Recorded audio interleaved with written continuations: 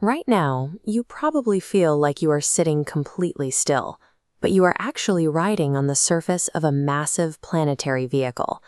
At the equator, this vehicle is hurtling through space at over 1,000 miles per hour. Now, imagine if someone hit the emergency brakes.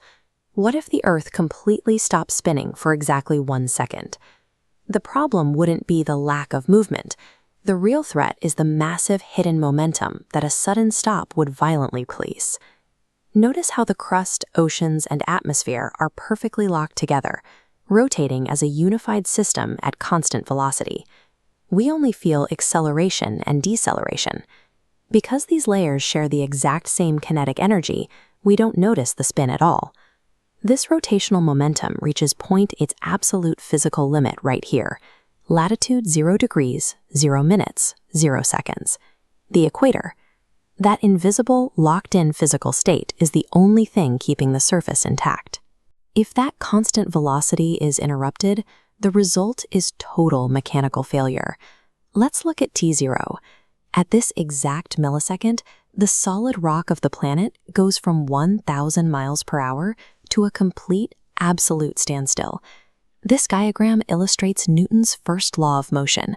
Objects stay in motion unless acted upon by an outside force. Applying that to Earth's surface, the bedrock halts entirely, but buildings, water, and air maintain momentum, moving horizontally at full speed. For the human body and anything not bolted deep into the mantle, the effect is instantaneous. Everything launches eastward like a bullet leaving a barrel. Your body doesn't actually fly forward. The ground beneath you effectively turns into a high-speed projectile, decelerating so fast it rips right out from under your feet. The atmosphere, carrying billions of tons of gas, maintains its forward momentum. This instantly generates global winds moving faster than the shockwave of a nuclear blast. Forests are uprooted instantly. Entire cities and human infrastructure are swept away by supersonic gusts that shear the surface rock clean. The oceans follow the exact same physics. Billions of gallons of water surge forward, forming massive tsunamis that swallow global coastlines in a matter of moments. But the severity of this destruction scales down based on your geography. As you move north or south away from the equator, the rotational speed decreases, and so does the impact.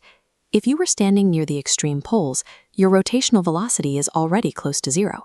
You might feel a slight jolt or stumble forward, but you and your gear would remain completely intact. For the rest of the planet, the mid-latitudes are subjected to an inescapable kinetic blender, and that all happens within the first second. And then we hit T+1 second. The pause ends and the Earth jerks violently back to its normal spin. Looking at this diagram, you can see the secondary shockwave. The accelerating bedrock slams directly into the massive inertia of the still-moving surface water and atmosphere. The bedrock violently fractures under the strain, triggering global earthquakes and tectonic shearing far beyond recorded history. Any remaining man-made architecture that somehow survived the initial stop is crushed by the extreme physical stress of the restart. The kinetic conflict between the restarting crust beneath our feet and the moving atmosphere above ensures a total geographic reset of the continents. From space, the Earth would look deceptively normal, spinning quietly on its axis once again, but the surface would be completely unrecognizable. The total collapse of human civilization and the devastation of the biosphere took exactly 1 second. It is easy to take the physical laws of our planet for granted, but the forces keeping us safe right now are immense. The continuous rotation of the planet manages a staggering amount of energy in perfect silence.